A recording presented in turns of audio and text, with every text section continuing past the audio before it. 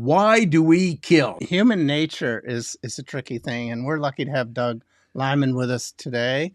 And we're going to be talking about nature, nurture, and theology with Doug, and how the impact on destructive, and what is destructive human behavior, what's behind it, to the best of our ability of understanding. Well, tell us a little bit about Doug. So, Doug, we're so proud to have you here, and for the audience to know, Doug he started off actually in the Marine Corps, as went to officer candidate school, and then he converted and became he joined the Order of Saint Benedictine Catholic monks, and spent 20 years as being a monk, which is just fascinating.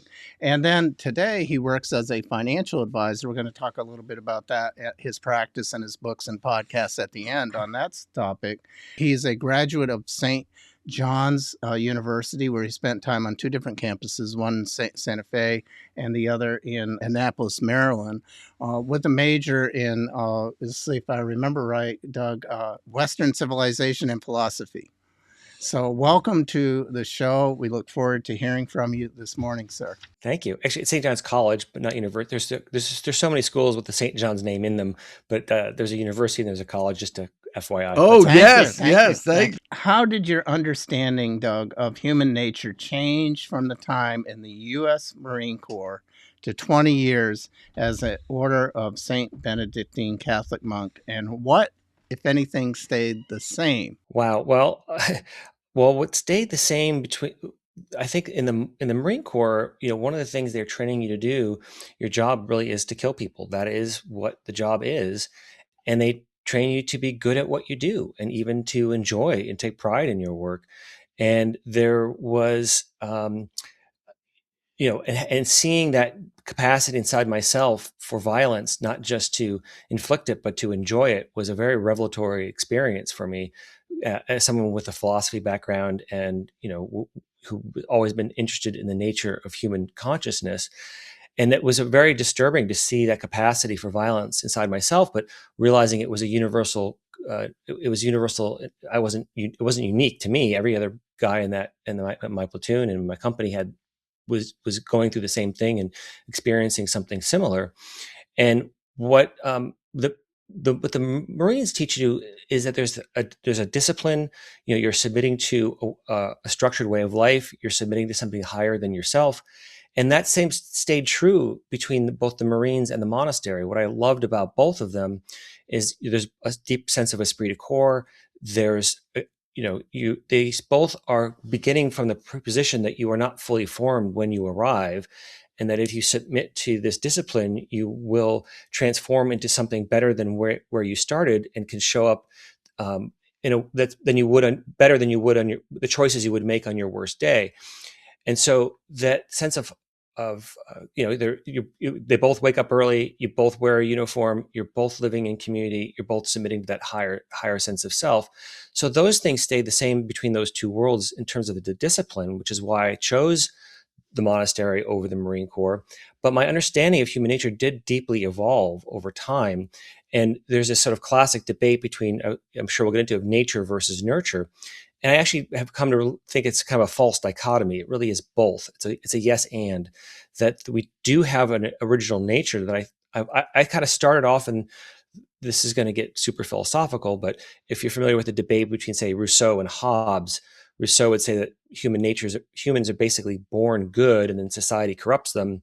Hobbes would say that you're born evil and society civilizes you. And I've really come to believe that there's a bit of both, which we go down that rabbit hole a little bit more.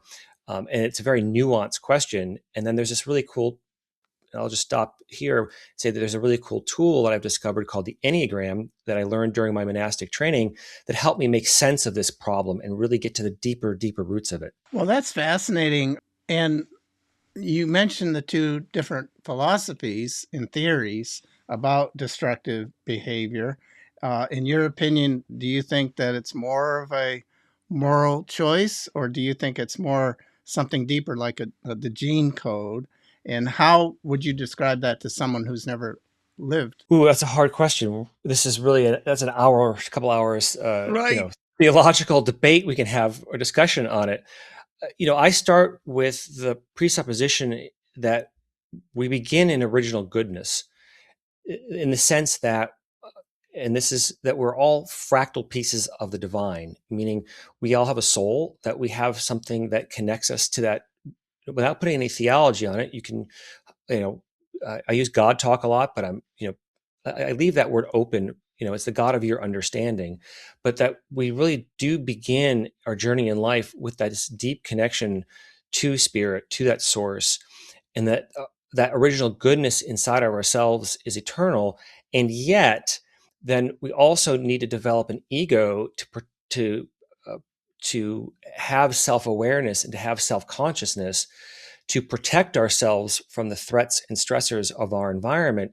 And what this tool called the Enneagram helps teach and understand is how that maturation process happens in childhood, how the developmental process proceeds, and it creates deep unconscious fears that our ego is trying to protect ourselves from, and that the coping strategies we develop in childhood, the nurturing we develop around those coping strategies, leads us into, it's like you're putting on these tinted glasses that shape your perspective, that you view the entire world from, and leads you into maybe unhealthy, your shadow side of your personality. We all have a shadow inside of us, as Jung would say, and understanding where that comes from, what it looks like for you in particular, and then what's the path forward to a healthier way of being. So and then to get even more deeper, there's also that nature part, that we're still evolving apes, that there's a primal survival mechanism inside of all of us. One thing a real epiphany for me in the Marines was the realization that, oh my gosh, we're the dominant species on the planet for a reason. And the reason we're the dominant species is we're the most vicious predators out there. And to see that predatory nature, that darkness, the capacity inside yourself, and then trying to find a way to move through it, that's really been part of the journey. I'm not sure that was a great answer, but it's a start. I want to add a comment on several of this. And one is in my own exploration, and I think it's so important to acknowledge that we have that violent part of ourselves. Right. I actually think there's a tremendous danger in two aspects of life and in parenting. To one, not recognize that we have it, because I believe that which we aren't aware of controls us the most. Yep. And the second one is the lack of awareness of not only how good humans can be, but how evil they can be. Right. I have a quote that I say, watch out for noble causes not grounded in reality, that they're the most dangerous. And I know that because I've gone down that path, my own self in life. Right. And then realized, because I didn't really think through consequences or look at the sides that are uncomfortable, or recognize I have my own shadow side, I can reflect on times where I was a puppet of my own unconscious dark side. Yes. And so I think that's part of maturing, is to go, I have that potential. Right. And to not act like you don't. Now, I have a question that maybe my wonderful wife may not have a dark side myself, but that's just my own bias. But everyone else I've met, including myself, seems to qualify for. 100%. Yeah, that darkness is inside all of us, and it's also necessary in a lot of ways. Like that's really all. It can also be a source of great power and strength when channeled effectively. But the Marines really channeled that darkness outward towards controlling your environment and controlling your fear. And then the monastery teaches you to surrender to both, and to let go, and to be able to try to maybe temper that and see it, but also harness it at the same time in a way so that you can actually be more loving and effective in the world. It's sort of like when someone says something happened that's dark in the world and goes, well, I just can't imagine how that occurs. I go, well, you're not. I actually challenge them. Maybe you're not being responsible with recognizing it can. And there's like a lack of maturing responsibility when someone says that. Now I'm more open to challenge my friends. Well, I just don't understand how they're like that. Yeah, but you haven't looked inside yourself enough to see where that really is. and understand your own capacity for violence and your own capacity for what we call evil or sin, if those words aren't too triggering. But the word sin originally, it means to miss the mark. It's an archery term, and often it's a term that gets weaponized in a theological way, which is also another form of darkness, right? We can use theology as a weapon to dominate and control people, but it's the idea that we are all originally flawed in some way. We never hit the target 100% of the time. And then how do we practice? What's the practices we need to develop so our aim becomes true and we're more on target more often than not, even though we're always going to be missing occasionally. But I think that's the thing that the Marines and the monastery taught me, is that you have to have that discipline and that practice to train yourself to behave in a better way, whichever direction you want to go, or whatever that direction you're taking yourself, because by yourself, left alone to your own devices, you're probably going to fall into something that's chaos, essentially. And that in its own self, it's sort of one of the things I like Hannah Arendt when she said that, it's the banality of evil that's so terrifying. It's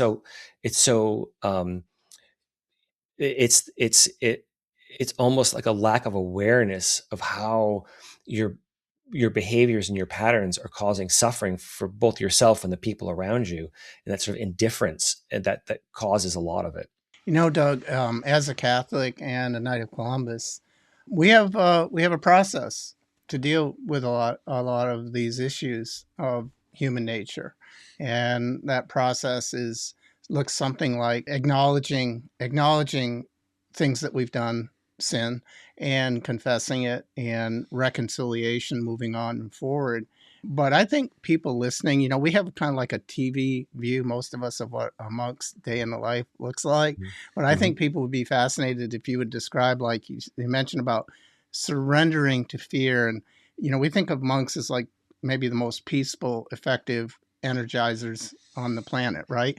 But as a group.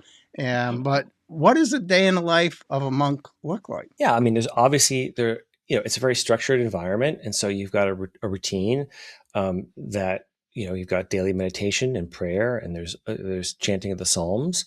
Then you've also got a lot of work. There's a famous monk by the name of Thomas Merton who would often complain about just how busy monastic life can be, which was certainly my experience, because you're running a community and that takes a lot of time. There's cooking, there's cleaning, there's shopping, there's work. We all worked as teachers, so we were sort of an academic community. So there was an actual job that we had to do in terms of showing up for classes every day, except for summers. And so when you throw a real job and all the community life on top of those things, it can get quite busy. But ultimately, it's about living in tight community and having your egos bump up against each other. Sort of like the metaphor, it's like taking some rough stones and throwing them into a bag and shaking them really hard. That it's the friction that knocks the rough edges off and polishes them and helps you to polish your ego up a little bit so that you can hopefully be the best version of yourself that's possible. But it's certainly not a conflict-free environment, and it's certainly not. I think people would be quite surprised by how just sometimes challenge. It isn't just sitting in lotus position chanting Om all day. The TV version, right? Yeah. I have to reflect on something I did many years ago. I did a 10-day noble sit. And that just about killed me. Yeah. Mm-hmm. And my friend going in he was a Vietnam veteran that it had transformed his life, meditation. Yeah. And he said, I need to warn you, when we do this, it may bring up pretty intense stuff. Yeah. And it did. I mean, I had some of the most intense nightmares of my whole life, where something occurred and reflected on it. And that was literally basically sitting and meditating, walking around a little bit and kind of eating light food. And then they had what's called a dharma in the night. So, that just being with yourself.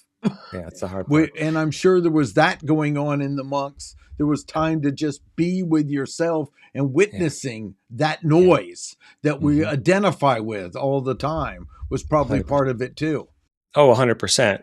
Yeah. Well, I was just going to mirror back what you just said, that there's obviously lots of time for contemplation and reflection, and then having to sit with your own discomfort is maybe one of the hardest parts about meditation in general and monastic life in particular. Is you don't have, while there's a lot, as I said, it can be very busy, you don't have the usual distractions sometimes that you could sort of narcotize yourself all day with TV or distractions.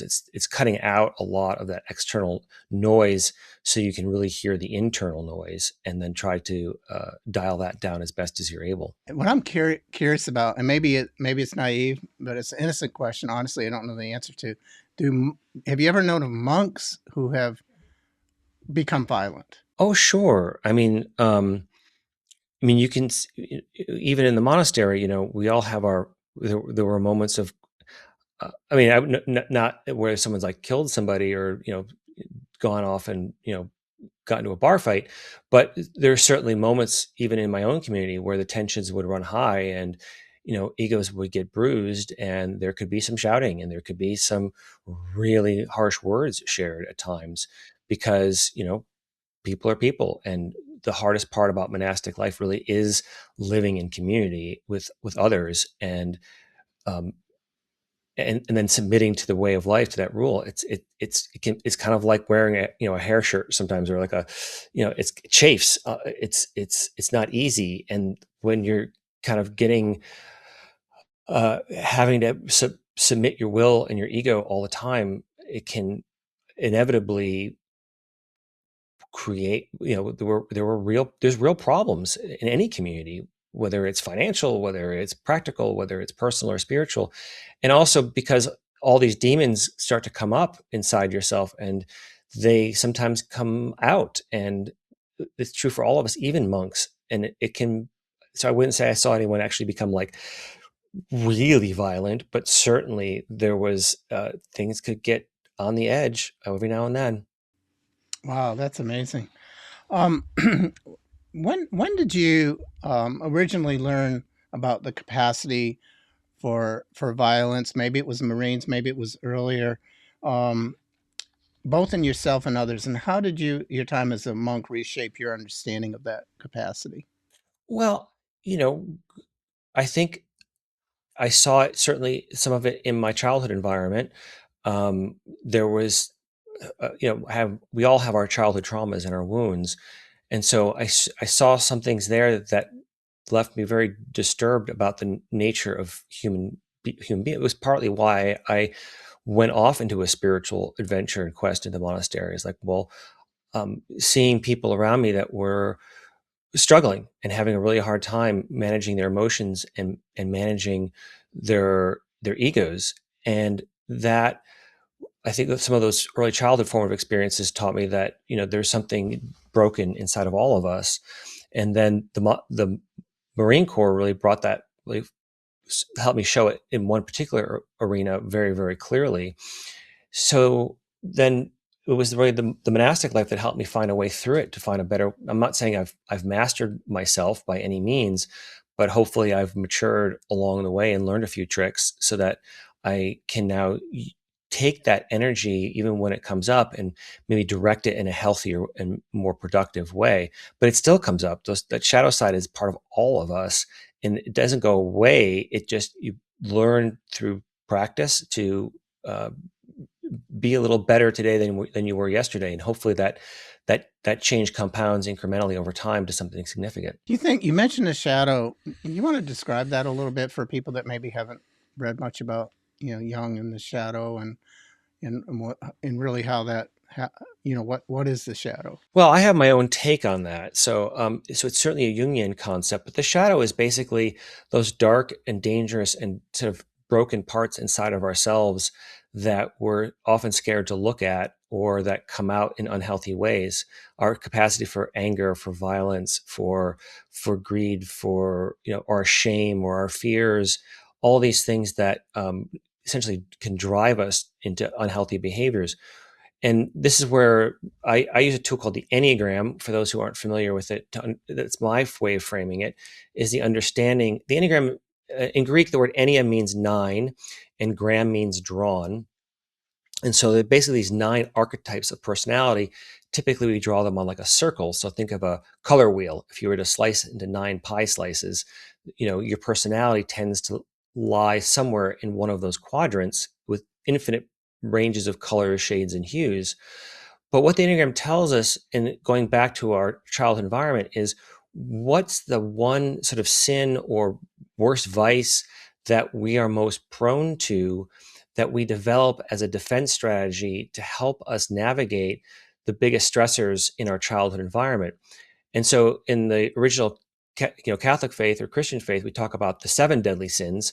Turns out the original desert fathers and mothers weren't being creative enough. They forgot to. They left off deceit, and they forgot cowardice. So when we add those 2 back into the original 7, we get 9 deadly sins, or 9 ways in which we can go off track in our lives. And the Enneagram tells us which one of those we're most prone to. And so being able to understand this framework and see, well, that then explains what the shadow is for you that you're most likely to fall into. And it has many parts to it. It's got kind of like a step ladder. But the foundation is really this a core unconscious fear that you're trying to protect yourself from.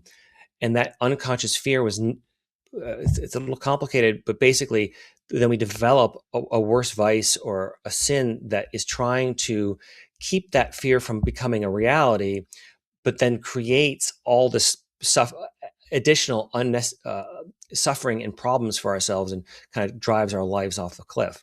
So, for example, to make it a little more practical, I'm a type 3 on the Enneagram. What that means is that my greatest unconscious fear, and this comes from my childhood environment, is that I'm fundamentally worthless. I have this deep shame inside of me that drives me, because type 3s typically, our childhood environment is a space where love was very conditional, based on performance, and we weren't really validated or seen for who we were. And so then the shadow for a type 3, it comes from a worse vice or tendency towards this sin of deceit, which doesn't mean we're intentionally liars.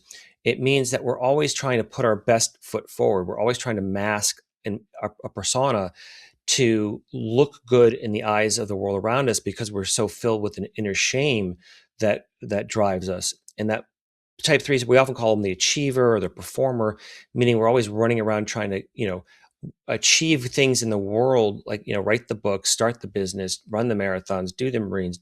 We kind of run around trying to win the accolades of society around us, because we're fundamentally trying to protect ourselves from that deep unconscious fear that we don't have any value in the world. But then that causes us to mask, to be wearing a persona all the time to get that approval from the world around us. And then that disconnects us from our authentic selves. And that creates all kinds of problems for us throughout life. And I can go deeper into that shadow structure if you like, but we all have one. And that's what the Enneagram is so useful for telling us, is what is the nature of your shadow? What are the parts to it? And then really, what's the path forward out of that, so you can be your most authentic and loving and kind self? That's really fascinating. And I've got many people I respect that have studied it. It's quite a complex system.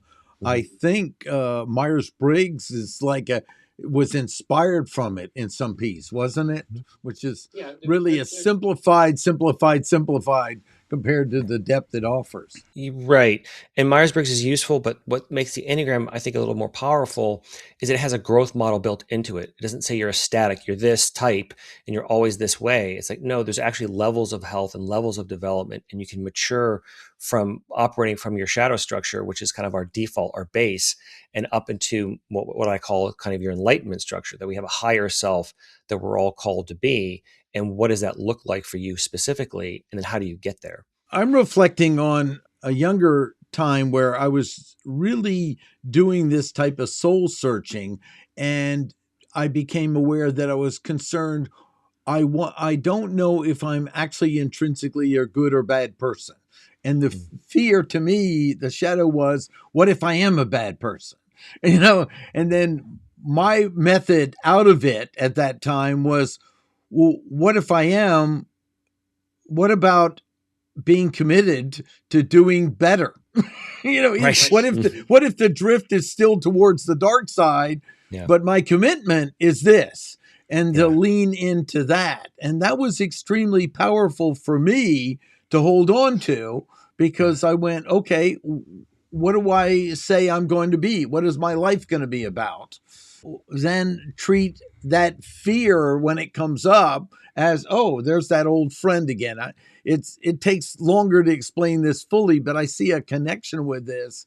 Yeah. And I think it's part of that was like my fear, finding out, oh, you're intrinsically a bad person. And for some reason, that was like catastrophic. And I go, well, what does it look like to face that? What does it look like? What else could I do? And that's that idea that we're all at heart, there's something broken inside of all of us, and that you need to find a way forward to heal that, so you're not projecting that brokenness out into the world, and it's unconscious that we're not. Nobody every villain is the hero of their own story, as they say, right? So we all tend to want to think of ourselves as good, but then to see that actually, no, I actually have this proclivity, this propensity towards an unhealthy behavior pattern, and that really isn't, that there's goodness in me, but we both have that light and that dark side inside of us, and they're both necessary, and they're both, you can't, kind of a cliche, but you can't have the light without the dark. But the dark, doesn't, it's, you have to see it in yourself to understand that it's also in everyone else. And then why some of us lean into that darkness more than the rest of us, and how do you get out of it? Because it's there, and it's kind of your default state if you're not conscious of it. The childhood thing is really interesting. And you opened up earlier talking about, kind of how we're framed. I think, there's an old expression about, who you hang with kind of thing can have an impact on you as a child too, in addition to the parenting and family issues or guidance or lack of guidance that you might get. But, it's really interesting because the closest thing to violence for me personally has been, playing high school football, and I played offense and I played defense. And when I played defense, it was a whole lot of fun beating up on people, to be honest with you. That you were like trained to attack people and knock them down and get the ball and do all that stuff. But and then I consider myself, for most of my life to be a peaceful family guy. But when I was in college and joined fraternity, and and the kegs were flowing, and and all these alpha football players and hockey guys were living in one house. I mean, we had fights, and the corrective mechanism for me, honestly, is that those guys were bigger and tougher than me, and I learned that I couldn't beat them up. So I took a more peaceful route. But for survival, it sounds survival. Like. But you think about, I've known a few people who have done really bad things in my life. We've read about people who've done really bad things. And, you think about Ted Kaczynski and his upbringing and what caused him to do what he did. And you think about in the finance area, think about, Bernie Madoff, and who happened to be a pillar of the community, founder of NASDAQ. I mean, and then he commits one of the biggest Ponzi schemes in history. I do know there's a guy from Raleigh that I personally knew who was an investment advisor who created a Ponzi scheme, and he's now in federal prison. I've known some people that, have gone, into drug addiction, but I have to say I don't know a murderer, that I'm aware of. This whole thing about childhood priming, upbringing, and all that kind of stuff, it sounds like it plays a role. And then you guys mentioned about the shadow. The shadow can come out. The question, it sounds like, is a little bit about, do you have the discipline to kind of walk the straight and narrow or not? And then that great all-time question about whether it's wired in us, as our gene makeup to eventually come out. Why do you think, Doug, oftentimes people repeat bad behaviors and they know they're destructive, and even after reflection, faith, or consequences, why do you think they repeat those behaviors? Well, let me just first circle back to something you just said, which I thought was really insightful. with sports. Like, why do we love sports so much? And if you think you don't have a shadow side, ask yourself, do you like action movies? Do you like violent films where the good guy is running around and blowing everybody up? Like, it's a classic case where when you watch an action film, you're enjoying that violence. When you're watching sports, I was watching some MMA last night. I'm enjoying that violence. Like, what is it in us if you see someone in a boxing ring beating somebody up? Why is there pleasure in that? It's a bit bizarre when you really think about it. So sports is sort of just, it's, as I often said, sports are just war in a controlled environment. Every sport is a microcosm of combat, and that's how our sports were developed. The Greek Olympics they're all combat training sports, right? And that's really where they come from. And so you're practicing for a battle without the actual killing part. But that team mentality is so interesting.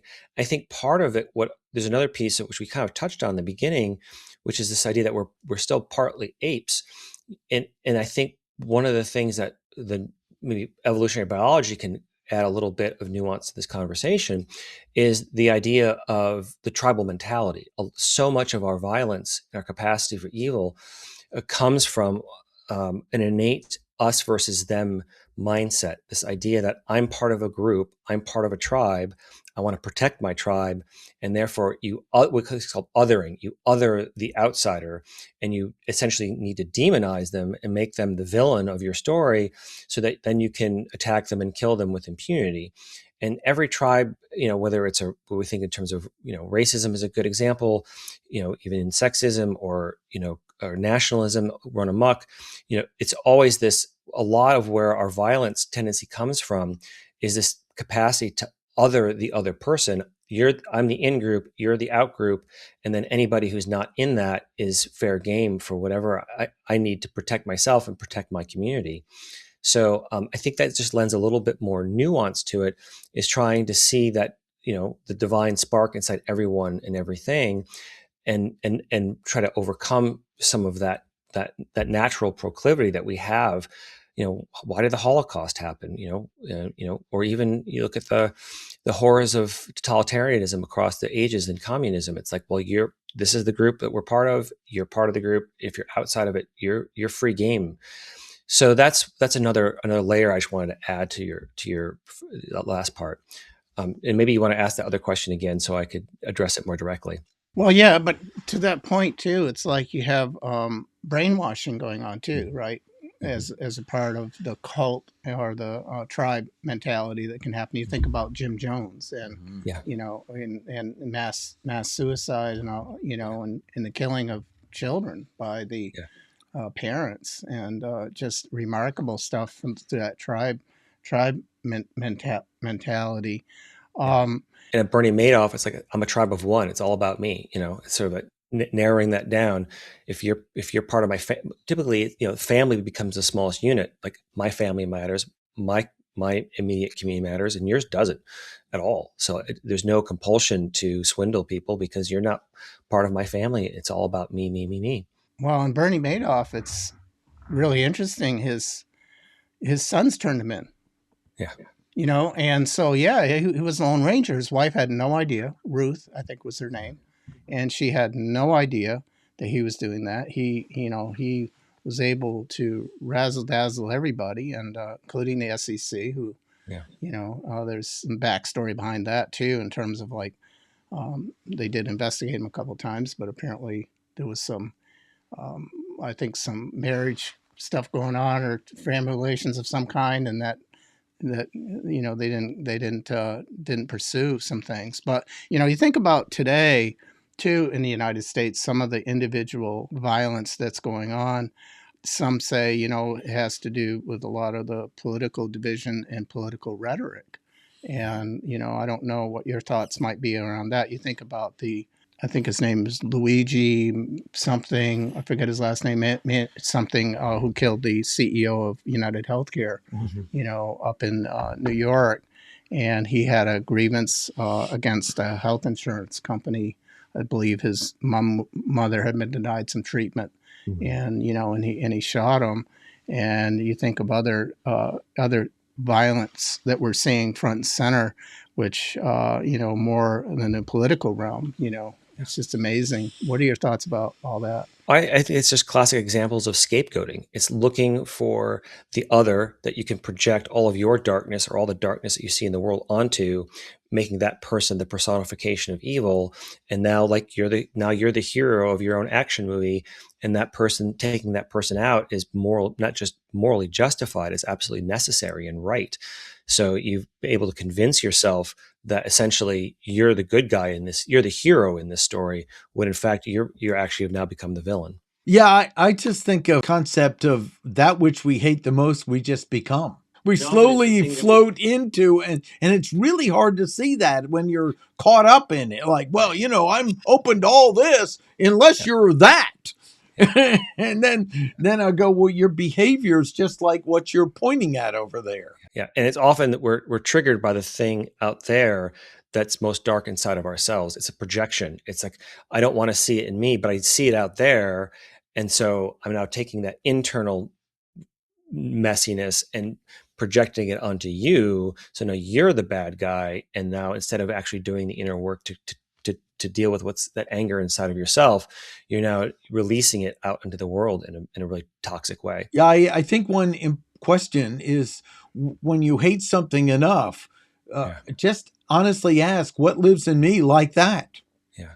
And leave that as an unopened question and be open. There might be something. And it's, in our experience, we were in a men's group for a while. And one of the ways we cleared was something like that, of what, if I'm mad at you, what lives in me that's like that? And after triggers, after 10 years, I realized there's almost no case where that doesn't get answered with something.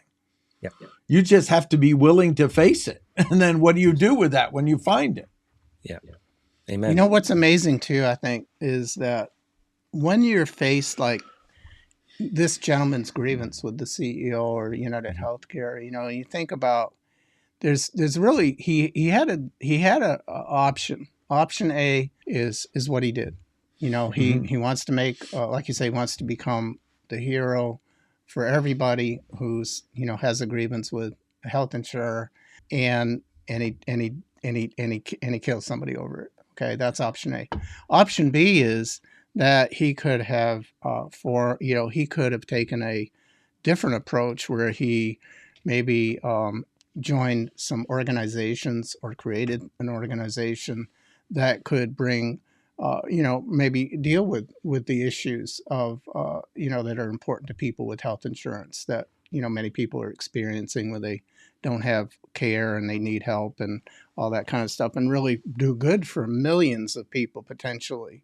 And it's just amazing how people choose the more destructive route versus a more constructive route. It's in some ways, it's the easier path, right? And it's also a way to take all this anger and this pain that's inside me, losing his mother, all the anger, the frustration, and now I can just push it out and release it out on somebody else, and then unfurl that violence and that hatred and feed it, and then create more suffering in the world, and then violence begets more violence, right? It's just an endless cycle. Yeah. The problem is that hole never gets filled. I just rewatched, I think it was Tombstone, classic. Mm-hmm. And it was like, why is he such a bad person? Well, there's a hole inside him he can never fill. Yeah. That's the challenge of it, is it's never, unfortunately, some form of forgiveness or of yourself or something seems to be one of the few tools that ultimately lets that be at least resolved to some extent. Yeah, I agree. The Enneagram, does it point to that we kind of enter this world with a certain temperament that might be biological, might be genetic or something else? Or does it imply that it's all from after birth? Well, it's a hard question to answer. I tend to go down the side. It's probably both.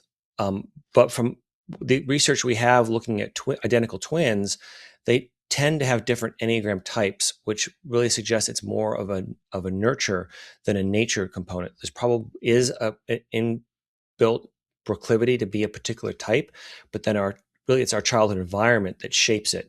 And there's a whole philosophical explanation I could go into, but essentially, the way I look at it, and this might get a little technical for your audience, so bear with me.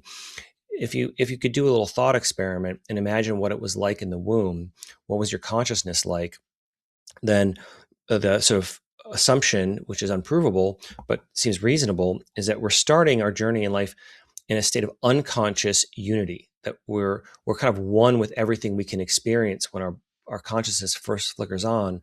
There's no sense of self or other, so there's no, what we'd say, individuation or differentiation, and so you're in a kind of blissful unity, kind of a state of Garden of Eden kind of experience, but it's very limited. Obviously, that what you're experiencing is only a minuscule fraction of what's possible.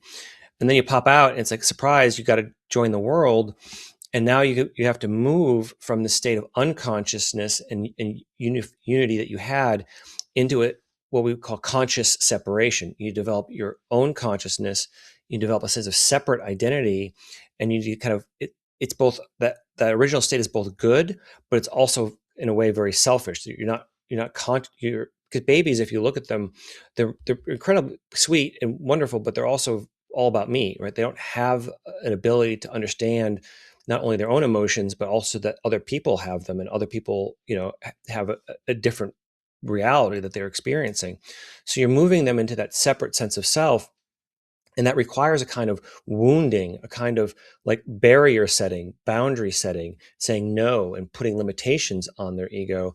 And how those boundaries get set, or what create our Enneagram type, because we're unconscious in that moment, it's what allows consciousness to form. And that wounding, we develop these defense mechanisms to protect our ego. It's like putting these tinted glasses on that shape our perception of reality, that then lead us into our type and lead us into maybe the shadows, develop the shadow side or destructive behaviors of our type. It's a good defense mechanism in childhood, necessary, but then magnify that into adulthood, it starts driving our lives into ditches in lots of maybe unhelpful ways. Sorry, that was maybe deeper than you wanted to go. Not at all. No, I'm. But it does remind me of a friend of mine that studied a lot about active rules of fathering. And one of the things he told me is there's apparently a study where the act of setting the boundary with the young child, where you don't get your cake until you eat your vegetables, is one of the seeds of developing compassion. So if none of the boundaries are there, there's a probability that compassion is not developed. Now, we certainly can find an abundance of humans that seem to have no compassion on the planet. And basically, my take is, if you don't set those boundaries, you're basically raising feral kids. As a teacher for many years, it's like the kids who were the most difficult, had the most trouble, were the ones whose parents were the most permissive in many ways.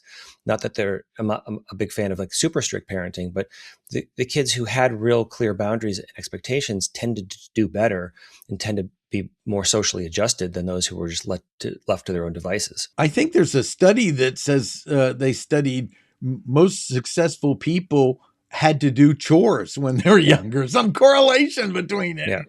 Yeah. And I think so. But getting back to the bigger question of why do we kill? Why is it necessary as a human being? It's just a fascinating inquiry. And is it possible for us to not be violent? Well, I think I'll steal a little bit from someone who I admire. There's a thinker and writer named Jordan Peterson. I'm sure some of your folks have heard of him. And he was doing an analysis of the New and the Old Testament. And there's that very famous line of Jesus where he says, blessed are the meek. And he did a really deep analysis of that phrase. And the word meek is really a mistranslation. And way he explains it is that the word meek, if you could really pull it out, the full meaning of it, it would be, blessed are those who have the capacity for violence, but choose not to use it. In other words, those who have a sword, but keep it sheathed. And so it's that that meekness is harnessing that darkness, having that power to kill, and choosing not to use it, and showing restraint.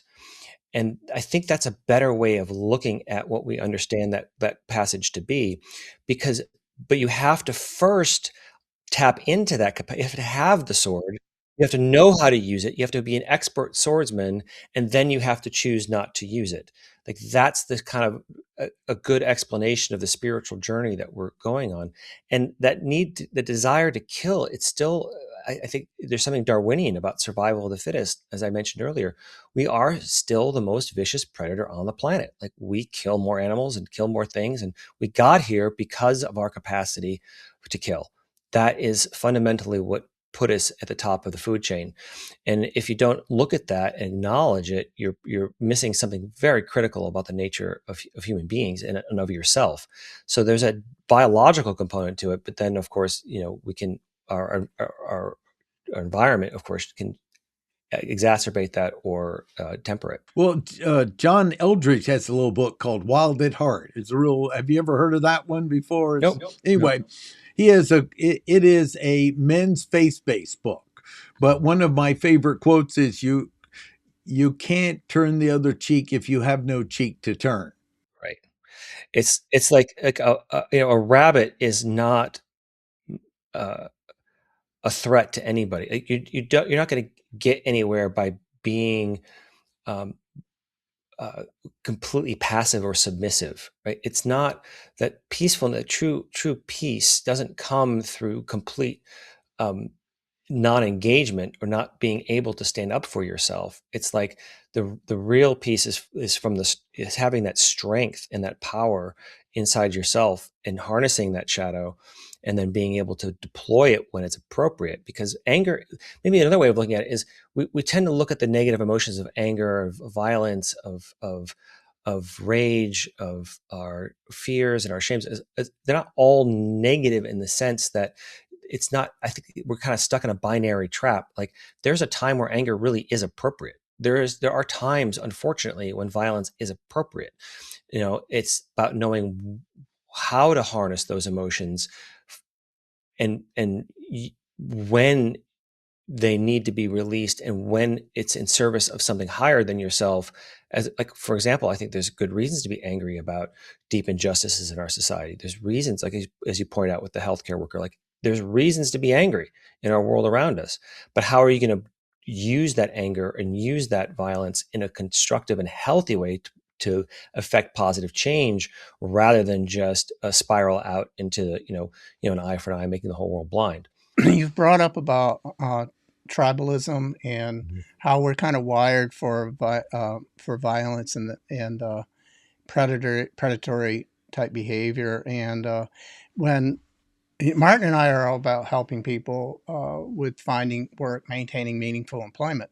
And one of the concerns that is being talked about all day long now is the impact of AI on jobs and how it's either going, it's already eliminated some jobs, it's disrupting many jobs. And in the worst case scenario, and we're more positive than we are negative, but the pessimists say that it's going to create mass unemployment. And when I was writing with Paul Dean, my book, Careering, How to Find and Maintain Meaningful Work, we researched unemployment and underemployment.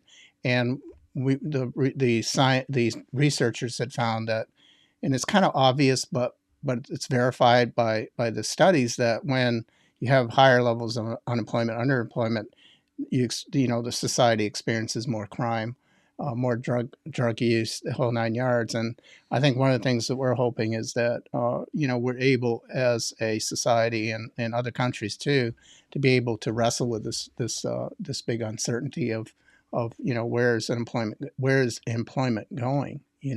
Because if we see mass unemployment, as some are predicting, we don't personally believe that. We think it's going to be more like just people going to have to adjust to new occupations that they never thought about before. And things will be on balance okay. But if it does go to the 30-40% unemployment that some of the naysayers are saying, it could be serious problems for society. I think. Oh, I agree. And it kind of goes back to Maslow's hierarchy of needs, right? If you can't get people's basic needs met, whether through employment, they can't take care of themselves, then it's very hard to be concerned about other people. And so that's why crime goes up and why violence goes up and addictions go up.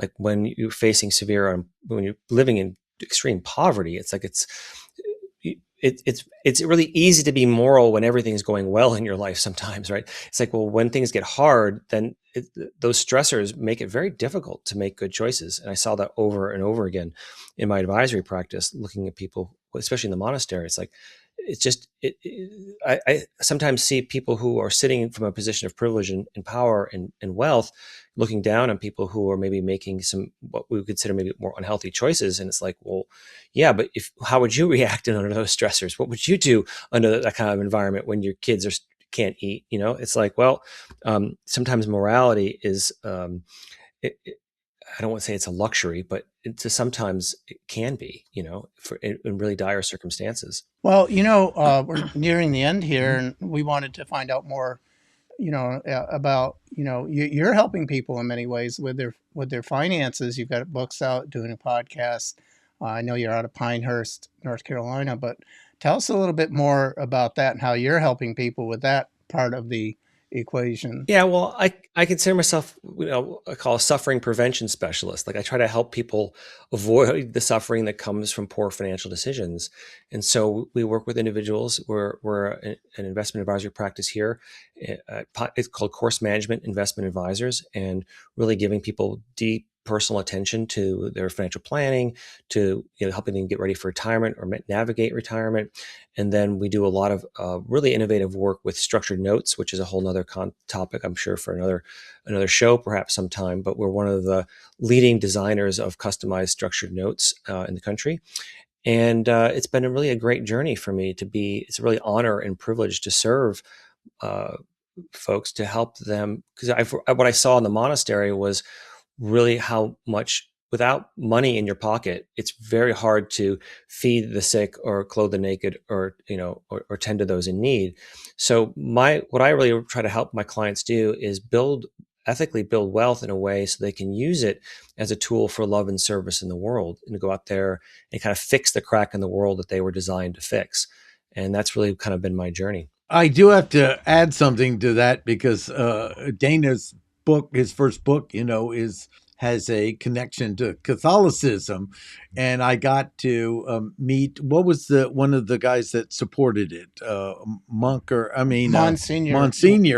and I had to share a story because my late associate Greg Heyer was a devout Christian with 5 kids, but when I said, "What do you think about the church doing things to help the underserved, not just the destitute?"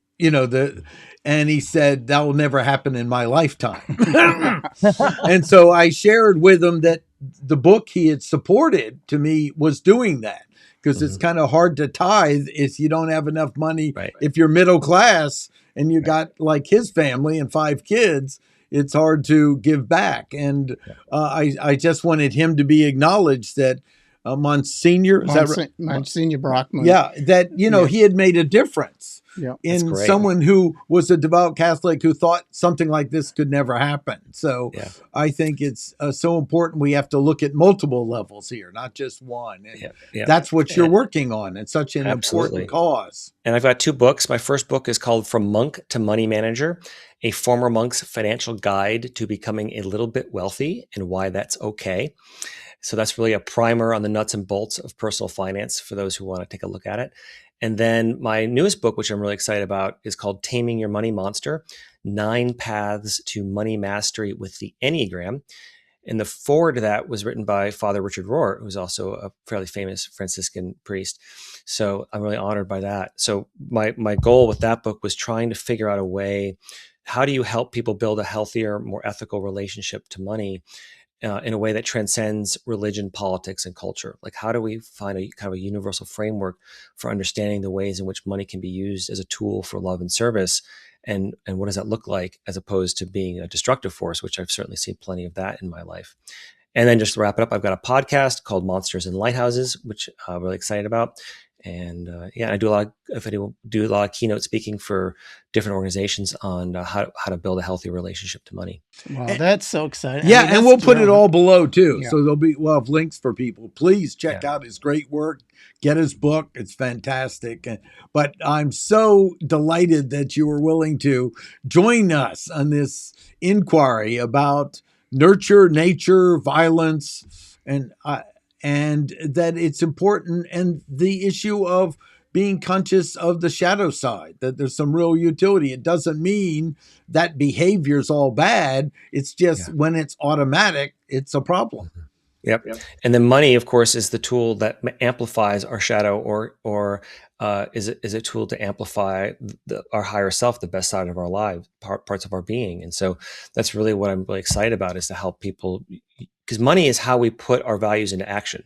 You can't really do anything in life without money in your pocket. So if you look at how people spend their money, it's really kind of a breadcrumb trail back to their deepest neuroses. And you really learn more I think in a financial advisory session than you might get in most therapy sessions. So really being able to have the tools to help people, not just be comfortable and successful financially, but also how do you make that tool to really be of love and service to the world. That's really been my real journey. Wonderful. Thank you so much, Doug. This has been, I think people are going to love this podcast, and we appreciate you being here. Thank you. Yeah, this was fun, wasn't it? This was just a blast. Yeah. I'm happy to come back anytime. We do it again, go even deeper.